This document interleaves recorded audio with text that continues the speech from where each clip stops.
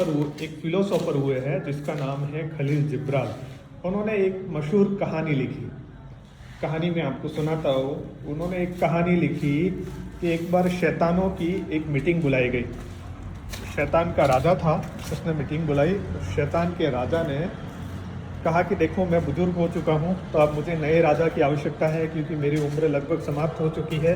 नया राजा आएगा, वो उस राज्य को, उस देश की व्यवस्था को संभालेगा। तो सबको बुलाया गया।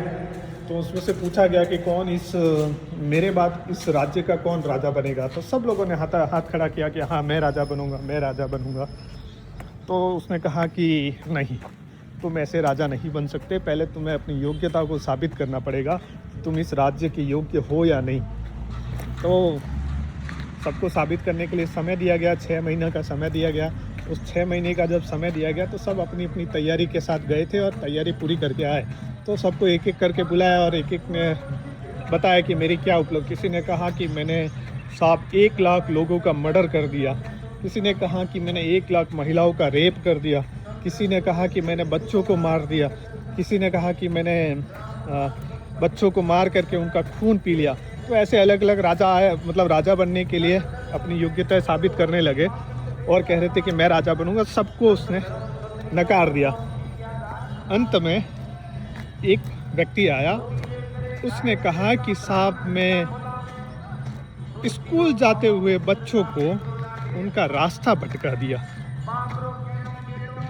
जो बच्चे स्कूल जा रहे थे उसका बोले मैंने रास्ता भटका दिया, और वो रास्ता भटक करके स्कूल ना जा करके कहीं और चले गए। तो शैतानों के राजा ने कहा कि यस, तुम इस देश के या मेरे बाद कोई योग्य राजा है तो वो तुम हो।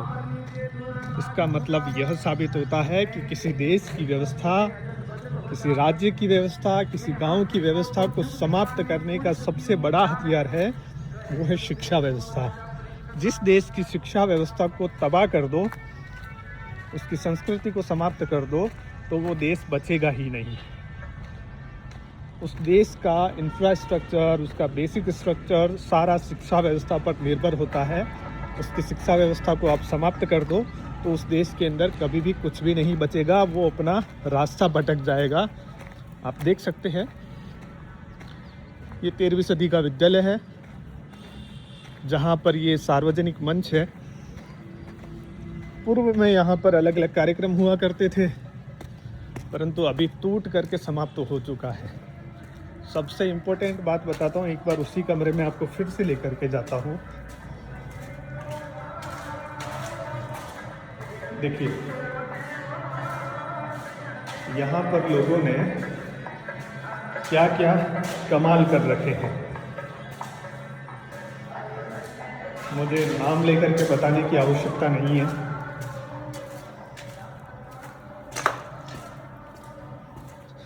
कांच जितने भी थे सब फोड़ दिए हैं। शिक्षा की जितनी सामग्री थी, चिकित्सा की जितनी सामग्री थी, तो यहाँ पर उन्होंने फैला करके सत्यानाश कर दिया है। ये पानी पीने का मटका था जिसको तोड़ ताड़ करके फेंक दिया गया है। ये दरी थी, कुछ मेडिकल के सामान थे। ये माँ सरस्वती है, जो अक्सर विद्यालय के अंदर इसलिए लगाई जाती है कि ये विद्या की देवी सरस्वती है, जिनका हाल आप देख सकते हैं। और ये देश विश्वगुरु बनने जा रहा है। हम 21वीं सदी के भारत में भी निवास कर रहे हैं, जहाँ माँ सरस्वती की ऐसी हालत हो, जहाँ विद्यालयों की ऐसी व्यवस्थाएं हो, वो देश कैसे विश्वगुरु बनेगा? तो सरकार ही बताएगी कि ये इस विद्यालय के ऐसे हालात क्यों हैं। मान लिया कि विद्यालय सरकार के द्वारा कुछ विद्यालयों को बंद किया जा रहा है। क्यों किया जा रहा है वो तो सरकार के पास उसका उचित उत्तर है, उनके पास में क्यों बंद किया जा रहा है। परंतु जो विद्यालय बंद किए गए हैं, तो उन विद्यालयों के अंदर या तो लाइब्रेरी खोल दो, या समाज कल्याण के कुछ कार्य चला दो, या समाज के उत्थान के लिए यहाँ पर महिलाओं को प्रशिक्षण दिया जा सकता है, आंगनवाड़ी केंद्र चलाए जा सकते हैं, सरकार के अन्य भवन, अन्य सरकारी व्यवस्था यहाँ पर खोली जा सकती है। परंतु वो यहाँ पर नहीं हो सकता। तो आप समझ गए होंगे खलील जिब्रान की वो कहानी का मतलब, कि जिस देश की व्यवस्था को समाप्त करना है, वहाँ की शिक्षा व्यवस्था को समाप्त कर दो, वहाँ के इंफ्रास्ट्रक्चर को समाप्त कर दो, वो देश अपने आप रास्ता भटक जाएगा। शेष भविष्य की घर में, तब तक के लिए नमस्कार।